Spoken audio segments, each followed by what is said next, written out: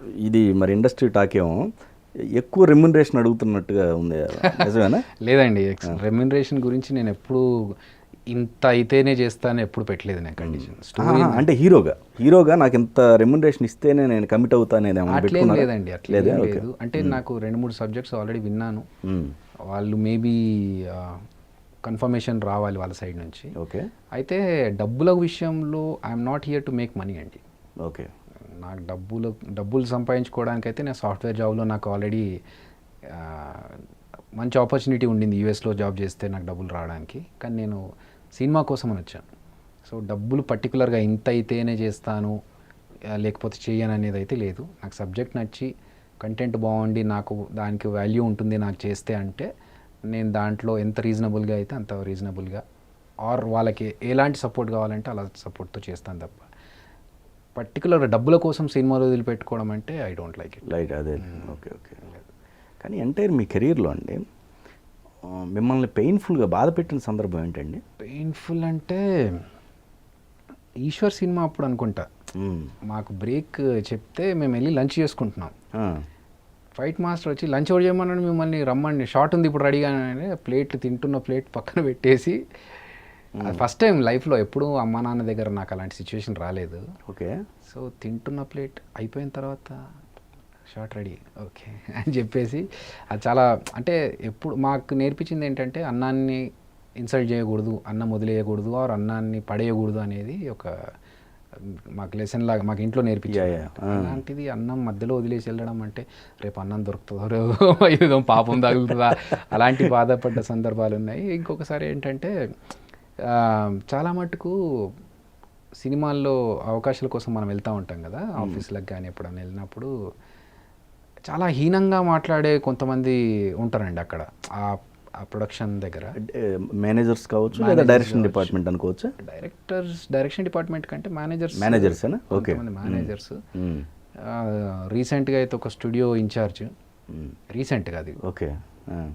అంటే నేను ఒక యాక్టర్ అని చెప్పేసి మీరు నాకు వాల్యూ ఇవ్వాల్సిన అవసరం లేదు. ఒక సాటి మనిషిగా ఒక రెస్పెక్ట్ అనేది ఒకటి ఉంటుంది. Every human being will have a respect. Correct. అది ఎవరైనా కావచ్చు, యాక్టరే కావచ్చు, రోడ్డు మీద ఏదైనా పని చేసుకునే వాళ్ళే కావచ్చు, కానీ వాళ్ళకి ఆ రెస్పెక్ట్ ఇవ్వాలి. ఎందుకంటే he's a fellow human being. అది మర్చిపోయి కొంతమంది ఎలా అని మాట్లాడుతూ ఉంటారు ఈ పొజిషన్లో. అంటే మీకంటూ ఒక రికగ్నైజేషన్ ఇప్పుడు కూడా రీసెంట్గా ఒకటి జరిగింది. అంటే కావాలని యాక్ట్ చేస్తున్నాడు అనేది అర్థమవుతుంది. ఓకే. ఇప్పుడు అవతల వ్యక్తి కావాలని యాక్ట్ చేస్తున్నాడు అనేది అర్థమవుతుంది.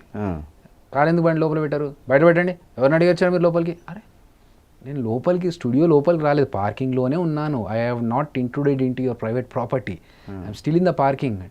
అయితే తీయండి, బండి తీయండి బయటకి. నేను దేనికోసం వచ్చానో మీకు తెలుసుకోవట్లేదు, ఏం మాట్లాడాలనుకుంటున్నానో వినట్లేదు.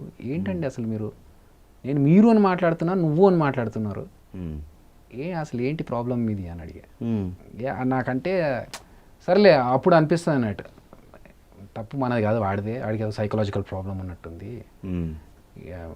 Maybe is frustrated in his life, ఇంకా చిప్ అవుట్ అయిపోయింది. అట్లాంటి వాడితో మనం మాట్లాడి డిస్కషన్ పెట్టుకున్నాం, ఎందుకులే టైం వేస్ట్ అని చెప్పేసి వచ్చేసాను. ఆల్రెడీ మీకంటూ ఒక రికగ్నైజేషన్ అది కావాలని చేస్తారండి, కొంతమంది కావాలని చేస్తారు. ఏ దాంట్లో వస్తాను నేను జబర్దస్త్ తెలిసినా కానీ జబర్దస్త్లో వస్తాను అంటే అది ఎట్లా అర్థమైపోతుంది అండి. అయితే నేను చిన్న ఎగ్జాంపుల్ చెప్తాను. ఇక్కడ మీరు టీవీలో వస్తారా, ఏ దాంట్లో? జబర్దస్త్ అండి. ఏం పేరు? అదిరే అండి.